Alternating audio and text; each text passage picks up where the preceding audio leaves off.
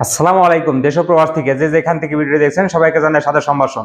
ইসরায়েলের হামলা, পাল্টা হামলার মধ্যে জাতির উদ্দেশ্যে ভিডিও বার্তা দিয়েছে ইরানের সর্বোচ্চ নেতা আয়াতুল্লাহ আল খামেনি। এমন এক সময় খামেনি বার্তা দিলেন যখন ইরান ইসরায়েল যুদ্ধের দামামা তুঙ্গে, এমনকি ইসরায়েলের বর্বরতার প্রতিশোধ নিতে মরিয়া অন্যতম পরাশক্তির মুসলিম দেশ ইরান। খামেনি এক বার্তায় বলেন, ইসরায়েল বড় ভুল করে ফেলেছে, বড় ত্রুটি করে ফেলেছে। মারাত্মক ভুলের পরিণতিতে দখলদার ইসরায়েল অসহায় হয়ে পড়বে ইনশাল্লাহ। ইরানি জাতি শহীদদের মূল্যবান রক্ত বৃথা যেতে দেবে না মন্তব্য করে খামেনি আরো বলেন, ইরানি জাতি তাদের দেশের আকাশসীমা লঙ্ঘন মেনে নেবে না।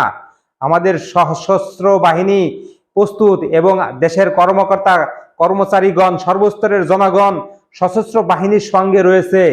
এদিকে ইরানে ইসরায়েলের করা হামলা নিয়ে মুখ খুলেছে মার্কিন প্রেসিডেন্ট ডোনাল্ড ট্রাম্প।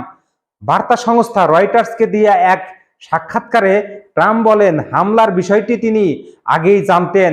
সাংবাদিকদের দিকে তিনি প্রশ্ন ছুড়ে দিয়ে বলেন, আমি ইরানকে 60 দিনের সময় দিয়েছিলাম, আজ 61তম দিন, ঠিক কিনা? ইরানের হামলায় আশঙ্কায় প্রধান বিমানবন্দর বন্ধ রেখেছে ইসরায়েল। ইসরায়েলের পরিবহন মন্ত্রণালয় জানায়, দেশের আকাশসীমা পরবর্তী নির্দেশ না দেওয়া পর্যন্ত বন্ধ থাকবে।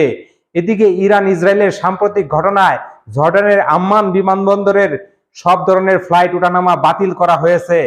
এছাড়া দেশটির আকাশসীমায় বিমান চলাচল বন্ধ করার কথা বলেছে বেসামরিক বিমান চলাচল নিয়ন্ত্রণ কর্তৃপক্ষ।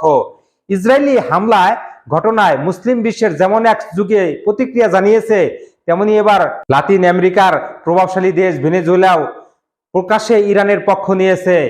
দেশটি প্রেসিডেন্ট নিকোলাস মাদুরো এক বিবৃতিতে ইসরায়েলি আগ্রাসনের তীব্র নিন্দা জানান।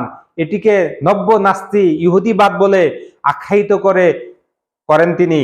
সব জল্পনা কল্পনা শেষে ইরানের সঙ্গে লড়াই করে কতক্ষণ টিকতে পারবে ইসরায়েল, সেই প্রশ্ন ঘুরপাক খাচ্ছে সবার মনে। তবে কোন গোপন অস্ত্র দিয়ে ইসরায়েলকে শায়েস্তা করবে ইরান, সেদিকে তাকিয়ে আছে গোটা বিশ্ব। বন্ধুরা, এই ছিল আজকের ভিডিওটা। কেমন লাগলো কমেন্ট করে জানাবেন।